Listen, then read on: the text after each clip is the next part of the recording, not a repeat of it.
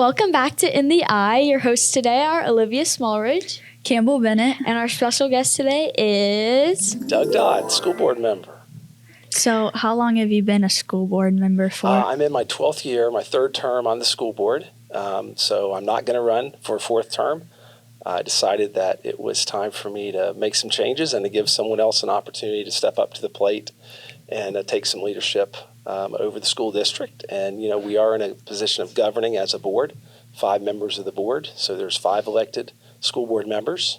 And I represent District 3, which is the Inverness kind of Floral City area. And, philosophically, I just felt kind of like 12 years on a board is a long time, and it was time for me to give someone else an opportunity. By the way, state law has changed now that a school board member can only run 2 terms or 8 years. They're term limited, just like we have our House and our Senate and the governor are all limited to 2 terms, 8 years in office, and now school boards are that way too. So I'm actually grandfathered in where I could run for another term. I could run for 4 terms, but I chose not to do that. I've served and finished in my 3rd term, and I'm going to, step aside. It's pretty cool. So you would say that you've enjoyed your time? Oh, very much so, yeah. I mean, I think it was kind of a calling. I'd worked at the sheriff's office for almost 27 years when I decided to step aside, and had an opportunity to run for school board shortly after that when a school board member decided not to run. So I stepped into the race for school board. I lived in the district. I didn't have to move. So I respect people who live in their districts. And I decided to run for school board. Had a background working as a school resource officer earlier in my career, but also was in charge of professional standards at the sheriff's office and had a lot of experience. I worked a period of time as the HR director, human resource director. So I had a lot of background in education, really. I have a master's in education, MED. And so, I have not only experience or time in the school district on the law enforcement side, but also had a great interest in education. That's pretty cool. I didn't know you were with the sheriff's office for some time. Yes, I retired as a captain under Sheriff Dawsey. And shortly after that, like I said, I ran for an open seat on the school board, was elected in 2014 and then reelected without opposition in 2018 and then reelected again in 2022 without opposition. So that's a good deal. Yeah. So what made you want to be on the school board? Because that's a big jump from sheriff's office to school board. So yeah, growing up here, I was a local guy, born and raised here in Inverness, went to school, graduated from Citrus High School. And when I was a student and even in college, I really had an interest in governing, I guess you might say, but I had a good healthy respect for the school board members when I was coming up through the system. And a lot of them I respected and looked up to. And I was always interested in school board. And we had some couple great superintendents back when I was a student. Carl Austin was our superintendent, and then Jim Hughes, 2 men that I have a great deal of admiration for. And I just thought it was a natural fit for me to put my name in the hat and run for school board. And it's not an easy thing to run for political office. There's quite a bit to it. But I would encourage citizens to step up to the plate and to stand up for what you believe in.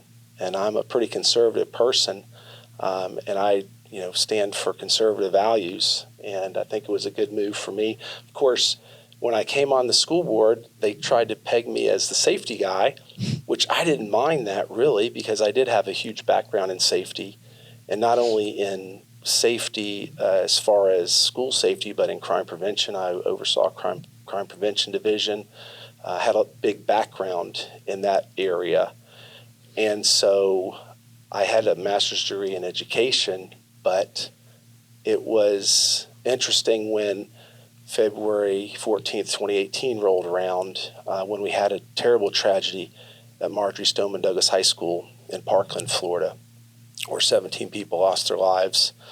And God had put me in a good place, I think, because I had already been on the board for a term, and I had some experience as a school board member, but I also had been a school resource officer. And I had a great background in school resource. So I was appointed to the Stoneman Douglas Commission and that was one of 15 members who was appointed to go down to Parkland to Broward County and figure out what went wrong and make recommendations on how to make school safety a much bigger priority in our state, which was so needed. What a sad event that was. And then to go through and see all of the failures that occurred between in that county, not just with the school district, but with the police response, allowed me to make a lot of good recommendations as a member of the Stoneman-Douglas Commission. And we've had a school safety bill every year that's come forward, and we made some huge strides in school safety in the state of Florida. So after like kind of seeing what happened with that whole experience in that situation, what were like the biggest things that you took from it and that got brought up on the board? Well, back when I started on the board in 2014, I was really big on the need for a better camera system in our schools. Mm-hmm. And out of the 9 elementary schools, we had 2 schools that had cameras. We had 7 schools that had no cameras.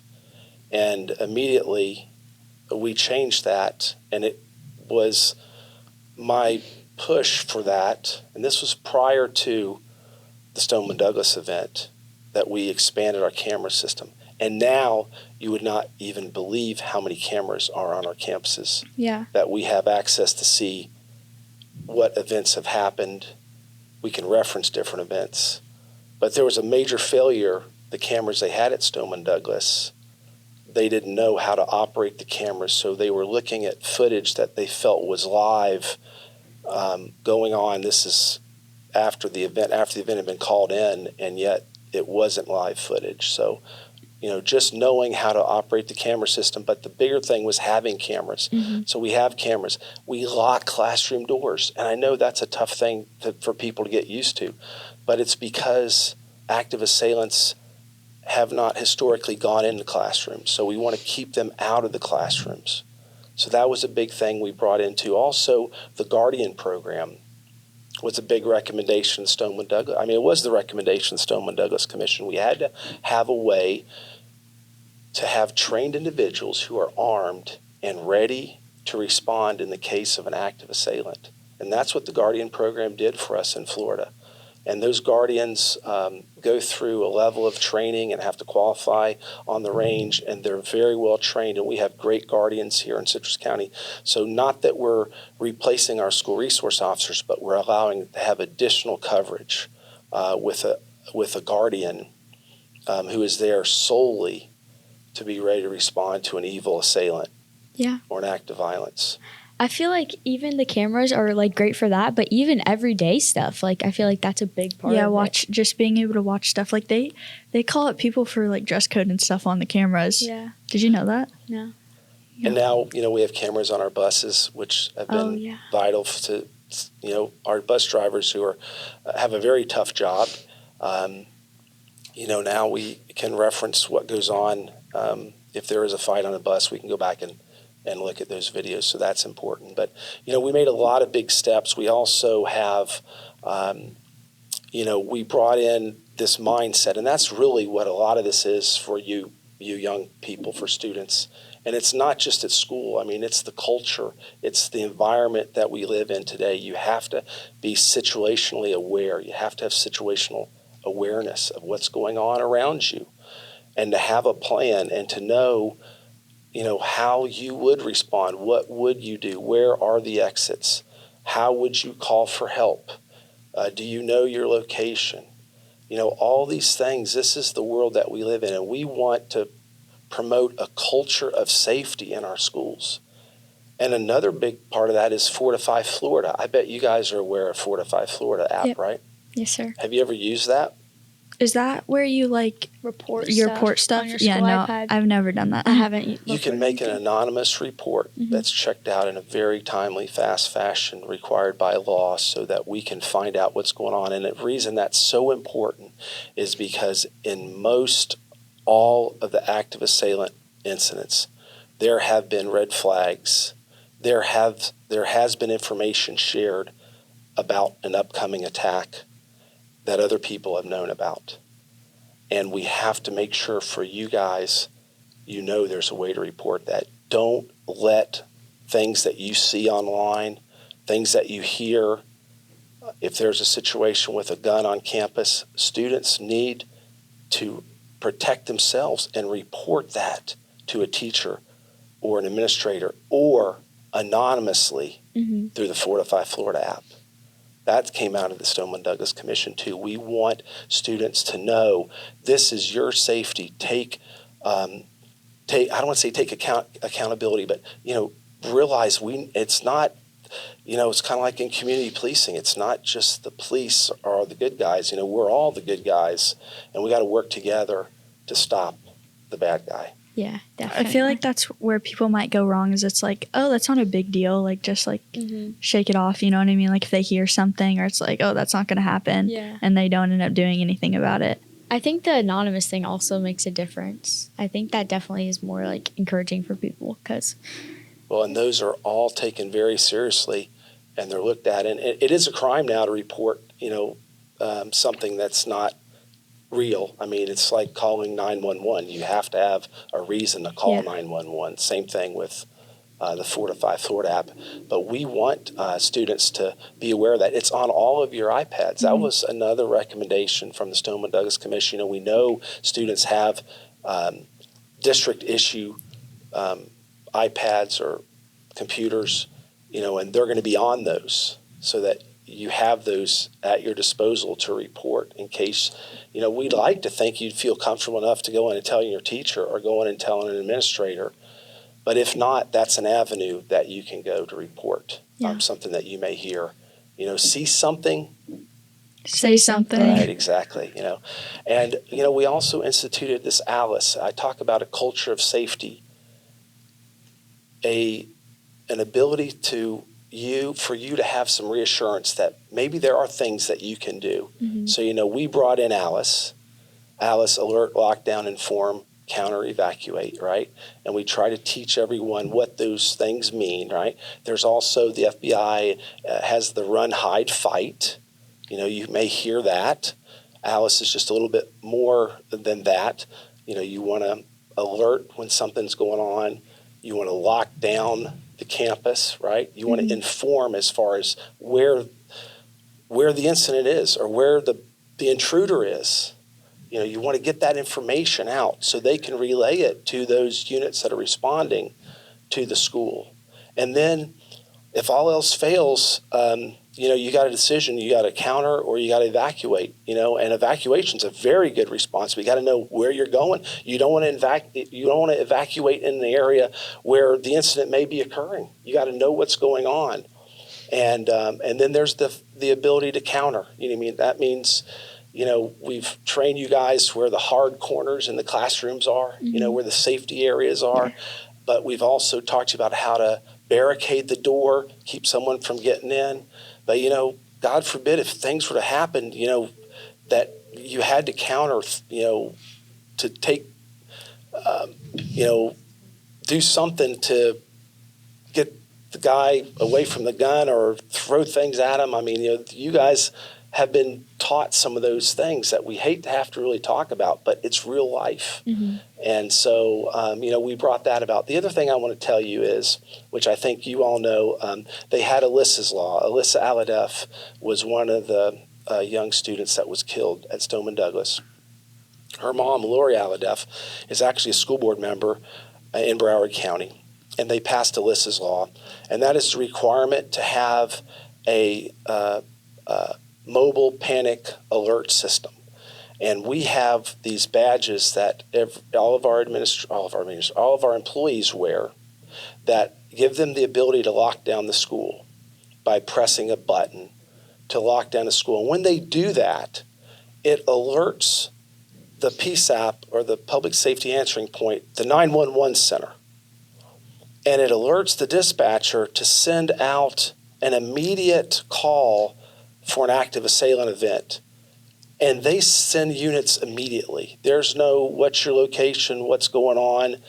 They're going to get that information. But when a school is locked down, there are units coming from every which way to get to that school so that they can address the issue and neutralize the threat. And that can be done by any teacher in any classroom. Have there been any issues with that? Like if someone Sure. like accidentally... There's been some accidental, alerts. Our system allows teachers to be able to do a local emergency, and what we get mostly are medical type emergencies. Someone's fallen, broken an arm on the playground, passed out, having a seizure. They can press that button 3 times. It'll locate where the press is coming from. The SRO, the guardian, the principal, the administrators all know immediately that there is an incident, a local emergency. They're going to go see what's going on. And that could be for just a fight. It could be a fight. It doesn't have to be a medical emergency. But they're going to go and determine what the next level is. Now, the SRO is a sworn law enforcement officer, right? So they have authority to take legal, lawful action. The guardian is there in the case of an active shooter or active assailant, but they can also step up to help in medical emergencies. We train them in first aid. And but the fact that if someone needs help, we're going to send people there immediately if they accidentally press the button. And, there's a lot that has to happen for that. And most of our accidents have been, it really isn't an active assailant. It might be a serious medical emergency, right, that scares someone. So we have had some alerts that weren't the real meaning of an active assailant alert. Yeah. I definitely think it's smart, though, because it's definitely a lot quicker than having to go on the phone, say where you are, Sure. and all this stuff. Or if you have to be like, worst case scenario, be quiet in certain situations, like it'd definitely be good. We know that seconds matter. These events usually don't last but minutes. Mm-hmm. We need to get people there ready to engage the assailant, the evil that might be taking place. We need to get the good guys there. I think that, there's a quote about the only thing necessary for evil to take place is when good men do nothing. I mean, it's kind of a paraphrase, but, we don't want evil to triumph. Mm-hmm. So the only thing necessary for the triumph of evil is when good men do nothing. We are not going to be those good men that do nothing. We are going to step up and address the issue and try to save lives. And seconds really do matter. And again, I don't want to get into a lot of the details that happened at Parkland, but we know that that things could have been a lot different at Parkland if things would have been done differently. That's sad that we had to It takes that Mm-hmm. For Very so much to so. change. Yes. But I do think it's really cool how serious that was taken and how ready they were to implement new things and be like, we can learn from this and make it better. Yes, and there's a lot of it deals with a lot of aspects of government. Communication between law enforcement and schools and fire response. We learned a lot for what is known as reunification because there was a major failure after the incident to account for students and get them back to their parents.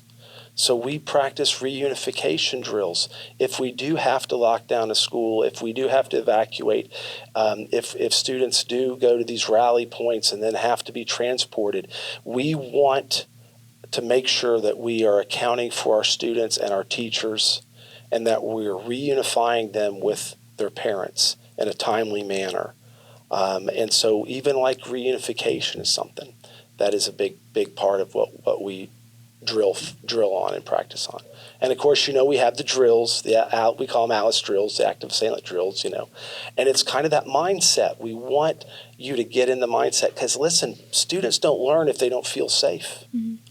The Department of Education, number one priority, school safety.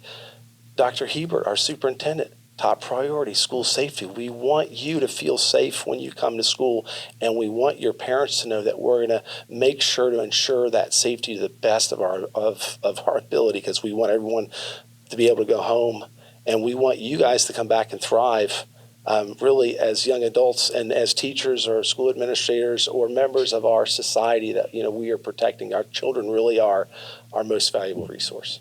Definitely. I definitely think safety is a huge thing that when it comes to learning. And we haven't really touched on that in this podcast, so it's good that we did this time. Yeah. Kind of shifting back to you a little bit, kind of close it up a little bit. Okay. You talked about this being your last year on the school board. Yes. So can you kind of talk about like your overall experience and what you kind of want to leave in this position to the community teachers? Yeah, well, I think always as school board members, we want to do the right thing for our kids, for students. We want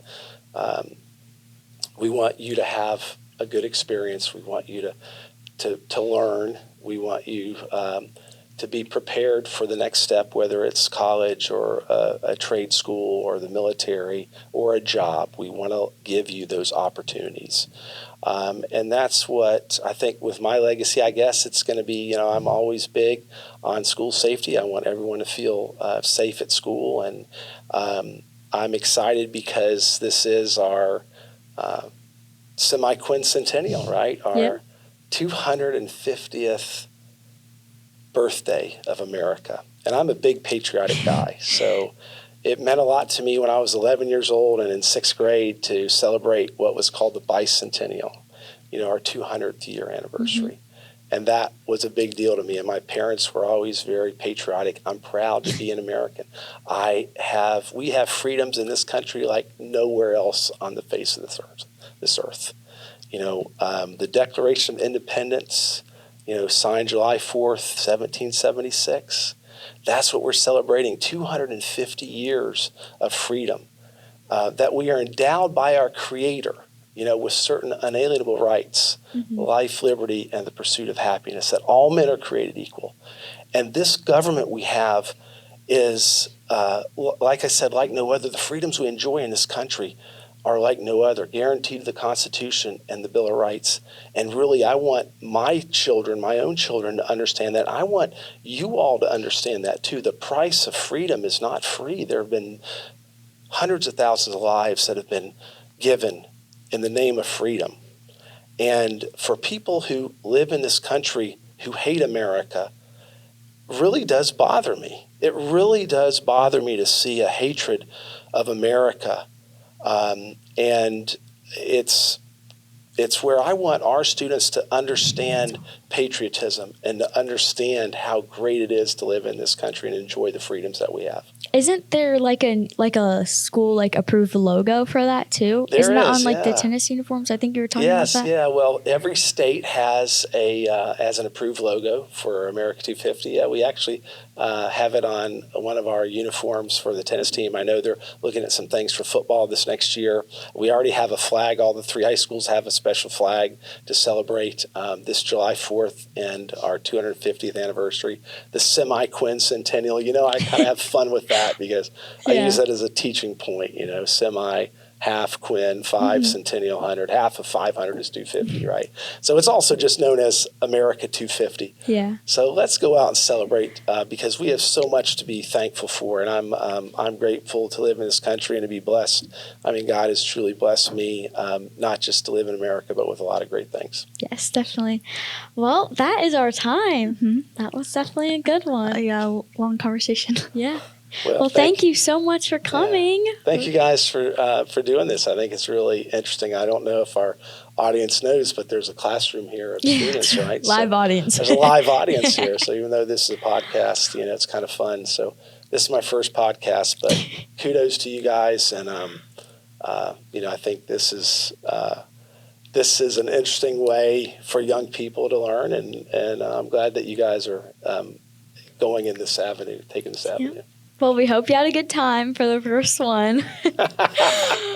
All right. Thank you. Thank you so much. Thank you. All right. Well, that's it for today. I hope you guys tune in next week.